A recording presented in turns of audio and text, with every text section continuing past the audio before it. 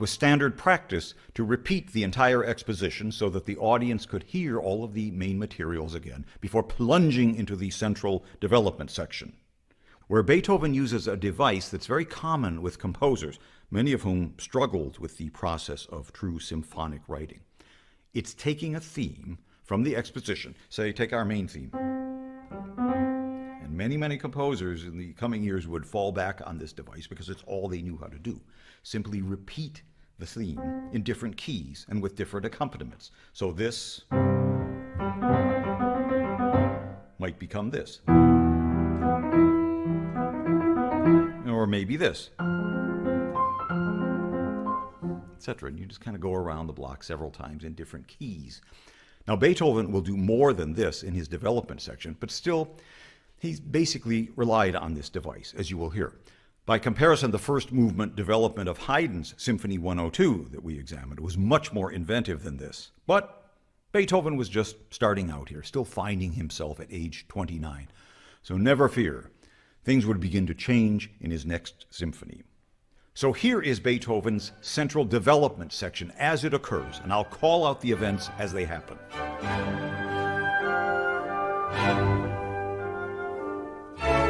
Here's the main theme. It's repeated now in sequences. Here it's in D major, now in G major, and leading to a shadowy C minor. And there's the ascending triads. The triads continue through various harmonic regions.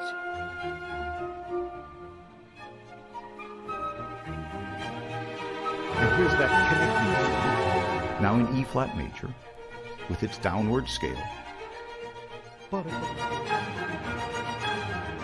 Now the main theme is passed around in the woodwinds and the low strings. It's a sequence now in F minor. Now we're in G minor.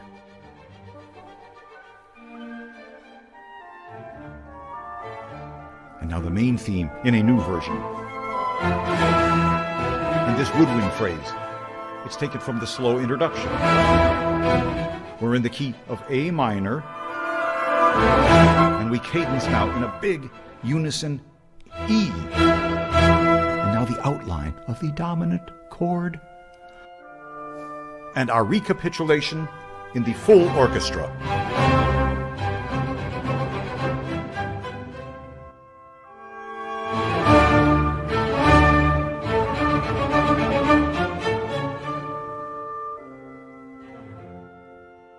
And there's our recapitulation. And Beethoven sticks to the classical playbook, essentially repeats everything in order from the exposition. But now we stay in the home key of C major, etc., instead of, and not in G major as it was in the exposition, etc. And just as in Mozart and Haydn, the symphonies that we've examined, the structure, the architecture of this movement is flawlessly shaped and balanced. And it's also clear. We recognize the themes from the exposition as they occur in the development section, then in the recap. But now there's a brief coda, which starts with a simple sequential treatment of the main theme, like so, leading to F major, and then leading to D major, and now finally to C major. Aha! And those dynamic chords that we heard early in the exposition, to get things really going, they now return in the coda. But now they have a new harmonic progression and a sort of dislocated rhythm between treble and bass, like so.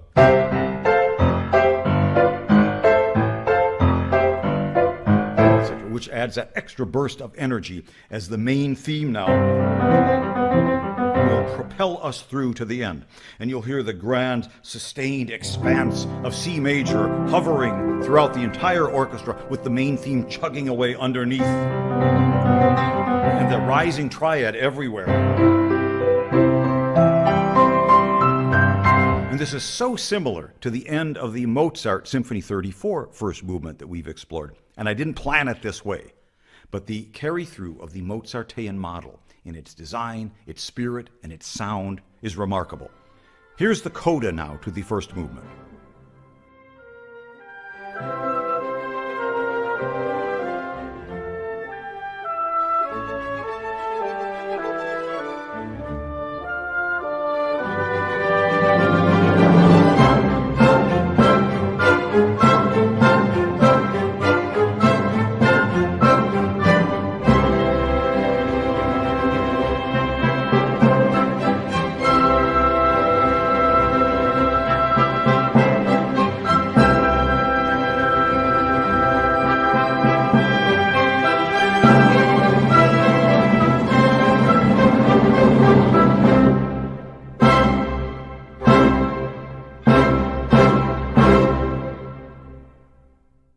think that's a masterclass in first movement writing. That's right. Yeah, of a Um, symphony. Yeah, there's nothing you can, there's no flaw. It's perfect. It's so perfect. Absolutely perfectly proportionate, and Beethoven was a very good mathematician, so he counted the measures Yes. to keep the proportions where they should be. And he was a child of enlightenment, as Larry mentioned in the previous program we Yeah. saw. And the enlightenment was fascination with the Greek concepts of proportion and harmonious Yeah. relations between parts within the whole. Like sometimes it feels like, well, why did he add all these additional seemingly unnecessary chords at the end? Well, Yeah. don't we all feel like, well, yeah, if you take them out, it feels incomplete? Yeah. And Yeah. Yeah. yeah, part of the reason of that, he arrived at the tonic, and there's still a couple of measures left to complete the proportion, so he just adds the chords. Yeah, it's really quite fascinating to see him approach music like this because this sort of approach to music is it's done often with Bach's music, this idea of proportion. And I think Bach also, a fantastic mathematician and a genius of proportion, understood a lot of these how important it is. And I'm really glad you bring it up because I think as much as music is in the space of time, but it also exists in this in the dimension of space. It takes up sort of room in our mind, in the way we envision it, and it's really quite an intangible, invisible thing when you play music because you're not really doing anything physically in terms of creating something physically. But you have something on paper or you play something and it exists in time and then it disappears. And so to have proportion within that is very likened to this sort of architects of music idea, the architecture that is built. And of course, you don't really see it. If only we could see music in terms of architectural buildings, it would be very fascinating to see how Symphony Number One looks compared to Symphony Number Five looks. You know, what kind of towers What or a brilliant, cathedrals. interesting idea, Chris. Let's put it out to our viewers. All right, if there are aspiring architects in our audience, Yeah. yeah, and if you get inspired by this idea to transpose the Beethoven Symphony into a building, you can use AI nowadays. You don't even have to I use wonder a if the that would drawing board. be, yeah, I wonder if A that would be a prompt really for the cool thing. AI. Yeah, exactly. Because then that sort of yeah, that would be really really creative to see what they would come up with and what would the pastoral symphony look like? Is it actually an actual building or does it is it a Landscape, forest? maybe, yeah, forest, Yeah, landscape, yeah. absolutely. So it's Interesting. very interesting for us to think about. Well, I want to, before I forget, I want to also talk about how Larry Rapchak also gives a head nod in a way to Mozart. It reminds me that, you know, a lot of the time our musical world is very interwoven with other people and our influences are really great. And what you mentioned before makes me think of, yeah, like how our world of music is so broad and to be able to for Beethoven to either acknowledge willingly or unwillingly Mozart is also a really brilliant thing that Larry captures that sort of idea very well. Yeah, yeah, that little, not so little, but a nod to Mozart's influence and how at the beginning Beethoven is Mm. looking for his own voice, and he basically steps on the shoulders of the best predecessors. He takes the best from everything that was available, and mind you, there was no internet in there. He couldn't look on IMSLP Yeah, for the that's true. score of Yeah, any Mozart symphony or anything.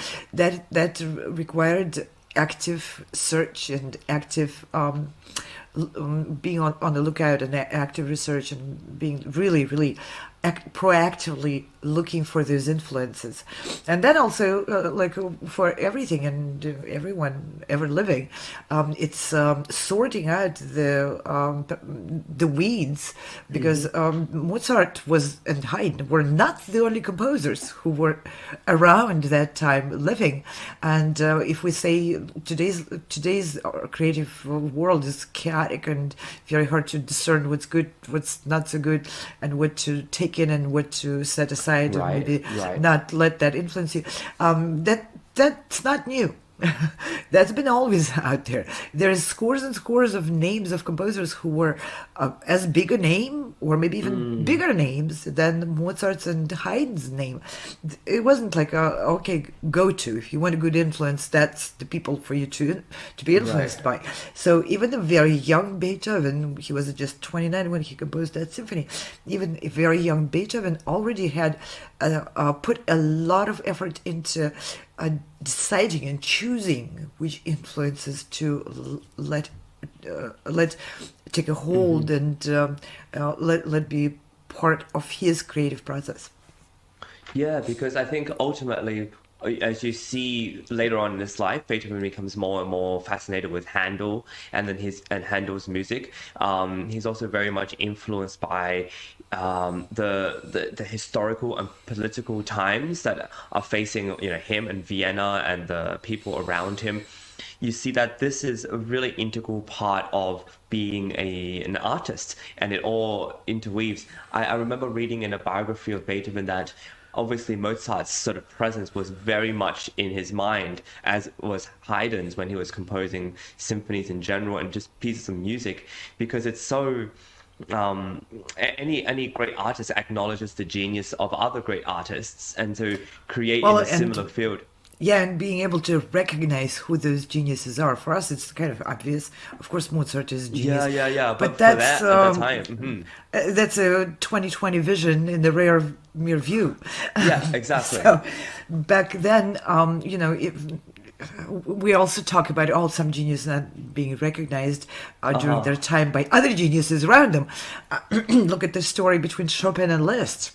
Chopin did not recognize Franz Liszt as a genius, not at all. And this is we just need to remember the world was in that sense no different from today.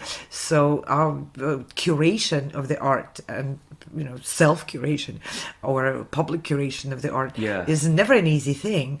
And for a very young Beethoven, I mean, he was still just learning. Basically, that symphony is a study score, preparing for the next. Yeah. For him to be so keenly aware of what's the best around him, that's part of how he became who he became.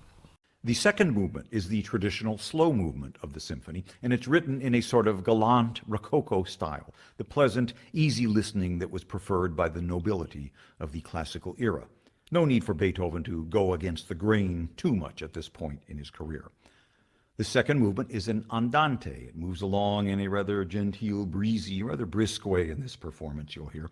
It's in a moderate triple meter with 3 beats to the measure, and it's in the key of F major, which is now the tonic, the main key of this movement. And you'll hear the first theme start unaccompanied in the second violins, and then you'll hear the violas and celli enter like so.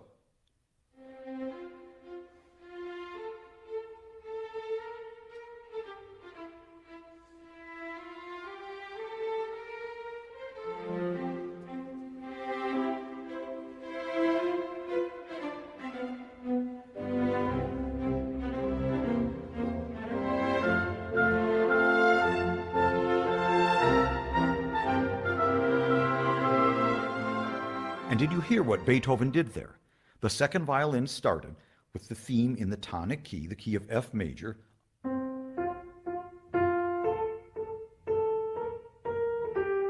unaccompanied. Then the violas and celli entered in C major, which is the dominant key.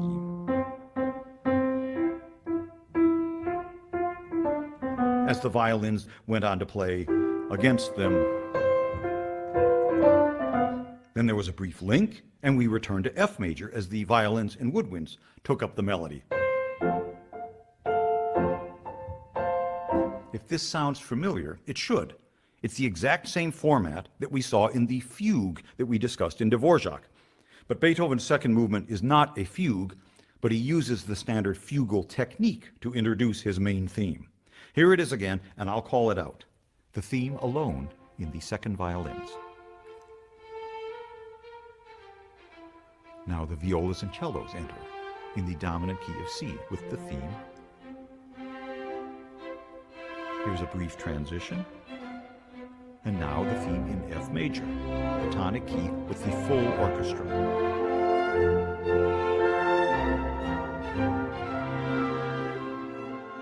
But now, as things progress, we notice more interesting features.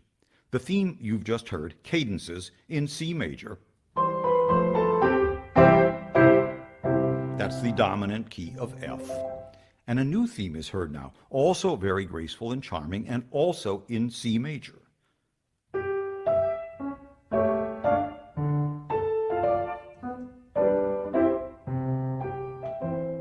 And this leads to a bridge passage, which sounds like a little military fanfare.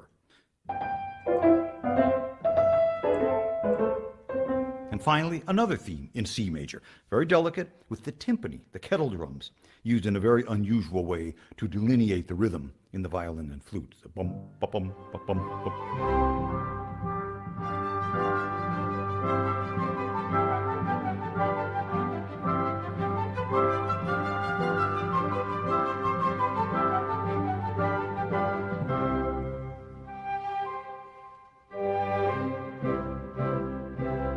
And the first section of the movement closes in the dominant key of C.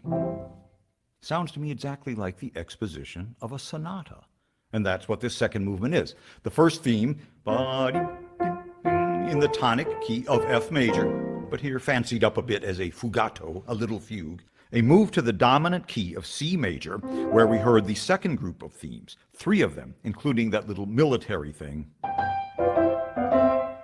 And we close the section in the key of C, exactly as in the standard sonata exposition.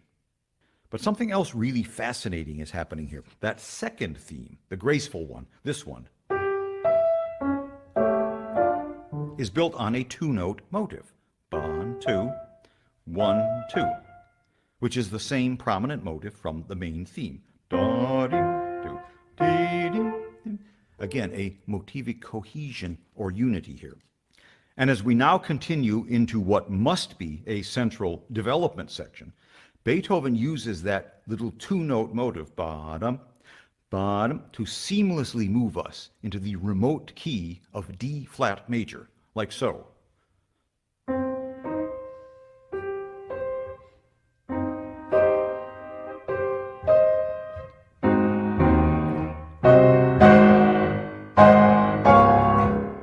And that timpani rhythm that we heard a while ago, bum, ba, bum, ba, bum, now takes over the entire orchestra. And these 2 motives, the little 2-note motive and that clipped timpani rhythm, bum, ba, bum, ba, bum, they are it. The entire development section consists of just these 2 things.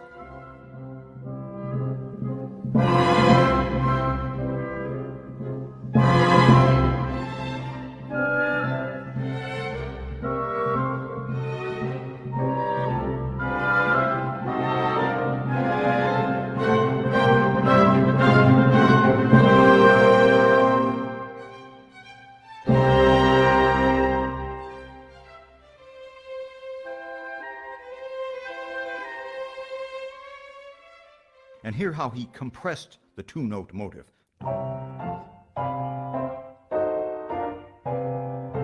And the music moved back to the tonic key of F major. And the recapitulation is upon us.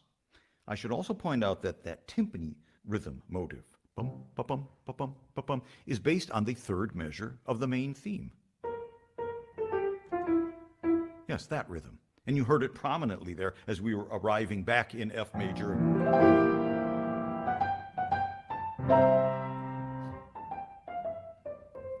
And the recapitulation now is essentially the exposition repeated, but we stay in the tonic key of F major. But notice how Beethoven is now writing in a true symphonic way by using those 2 little motives. The first 2 notes, and the timpani rhythm. Bum, ba, bum, bum. He uses these 2 seemingly insignificant little trifles to build the entire movement, brick by brick, as it were. This is very significant. Beethoven using this complex method he inherited from Haydn to construct this deceptively simple Rococo-ish diversion. Beethoven may have been playing it safe to a degree in this work, but he was acquiring total control of his music, and his destiny as a composer.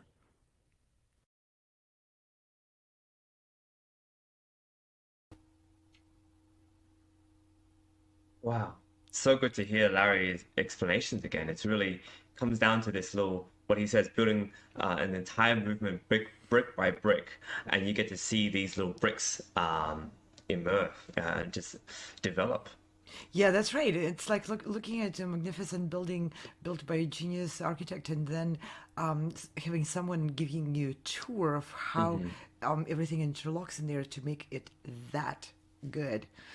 Yeah. And with that in light, I want us to maybe explore a question which I always had, especially as a student. And I have a few couple of answers, but I want to hear yours first. In this symphony and in many other works, Beethoven obviously is using all very standard and very common compositional techniques, Yeah. doesn't he? Yet, being musicians, of course, most of us are, if not all of us, are able to recognize within a few seconds that the piece presented is by Beethoven and not by Haydn or not by Mozart and not by Clementi, not by any one of the other contemporaries to the Beethoven, but by Beethoven, even if we don't know the piece. Now, the most amazing thing, I always had that question, especially about Beethoven, but other composers too. But I like to ask people questions. So I ask that question of people who are not professional musicians. Are you able to recognize if this is Beethoven or not? Of course, it's a Okay. more simple Uh-huh. question. Who is this composer? Like quizzing Yeah. people on that is harder. But if you play something and do you think it's Beethoven or not? And a lot of times, people who are not familiar intimately with compositional technique and all that stuff, they still can immediately pinpoint. I think that's Beethoven. So, what Yeah. do you think? How does that happen? Especially in the first symphony, that's kind of subtle and hard to find. It's hard. I mean, I think this second movement I would not attribute immediately to something that's Beethoven in first listening. There are some things that make you think of it, the way he uses rhythm, the way he cadences. He really likes this idea of repeating the dominant chord, or even if you resolve the tonic, to repeat that a lot as if to establish it, and then he kind of moves on and uses one note from that tonic to lead into something else. So there are signs of his, but I think in this, just as Larry Rapchak says, it's this sort of he's playing a little safe, I would say. It's a rococo kind of diversion. It's safe, but he's still in complete control of what he's doing. And because of the fact that a lot of his early works is sort of hinting and with a gentle nudge towards Haydn, this father of the symphonic genre, I think he was still wrapping his mind around it and working with that. But it's not immediate. My answer to this, your question right now, is that it's not immediate. It's almost as if it's there's little clues, but later on, I think you see him really acquire that, especially when he uses the way he uses sforzandi. I think the way he uses accents and sforzandi is unique to him, and it's a way to emphasize to.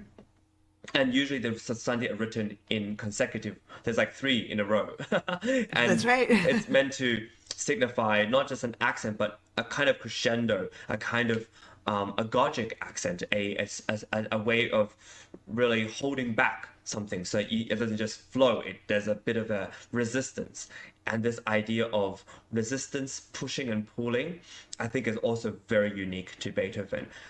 This idea of something stretching and growing, and there's a bit of resistance before it finally launches, is very unique to Beethoven, which I think later symphonic writers would imitate and use very often. You get this in Brahms, you get this in Tchaikovsky, you get this in the symphonies of Mahler as well. This idea that something's building gradually, and there's other things that supplement it, and the dominant is stretched in a way. But that's hard to really ascertain because we're But living in the in this particular movement, I have a specific measure in which even if I didn't know that this piece at all, if I heard it for the first time, there is specific moment at which I would be left with no doubt this is Beethoven. Do you have that? Okay. You don't. You don't have that. Yeah, I'm asking you a question. If I you don't know. I can't. no, I can't. you, I you mean, can't. knowing it. No. Interesting. Can you? Yeah. Yeah. Well, now What I is know. yours? I mean, I know the symphony, but even if I didn't, The second we're movement. You're talking about the second movement.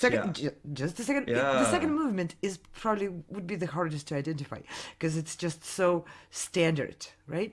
And it's so seemingly, conventional to the period and everything. But there's one moment in there where he goes to the D flat major, which is Oh. no big deal either. It's lots of composers have Generally done it. speaking, right? Generally Yeah. speaking, but the way he goes in there, and then the Yeah. way he adds that timpani on the very low register, and Right. the way he stretches the registers, all of a sudden, just like you said, something was brewing, and then explosively expands into that unusual key. And even in the score, you see very thin score, and then suddenly it's the entire orchestra doing that D flat major, and then timpani starts taking Yes. over with the rhythm. I think that's a signature of Beethoven. And even if you don't know how it's constructed, the way Larry points out to those pieces is like, I can envision it. Like I'm standing in front of, Sistine Chapel. And Right. someone tells me, okay, this is Michelangelo's signature stroke of Right. paintbrush, and I would immediately go latch onto that, and I would feel, yes, that's it. Well, I agree. Like thinking back, it's not in the theme, but it's in the way he develops it, where sometimes all of a sudden he's in C minor, and then through that, it's sort of like the genesis for all this other, like he's going to the D flat major and all that. And it's very brief. It's not as if he stays there for long, but it's just enough so that that's his trademark. But I think for me, Beethoven signifies his absolute strength, and rhythm is so integral in the way he builds. I mean, this melody he writes, it's not particularly that revolutionary, but it's the rhythm in which he does it, and then the second thing, the timpani, in which he uses rhythm, and then the orchestra plays the same rhythm and intensifies. I think that's the way he kind of builds, like he says, brick by brick, and it's really that makes the piece. Otherwise, it's not a very luscious melody. And I think even for Beethoven, the second movement doesn't really represent him at his most perhaps lyrical, or him at his most indulgent perhaps, or searching. There's some movements that are very transcendental and he's searching for something, or he has some melody which he portrays. And this one is just this very light, and he's just getting there. He's swimming around the waters of what he learned from the past and figuring out his own language through that too.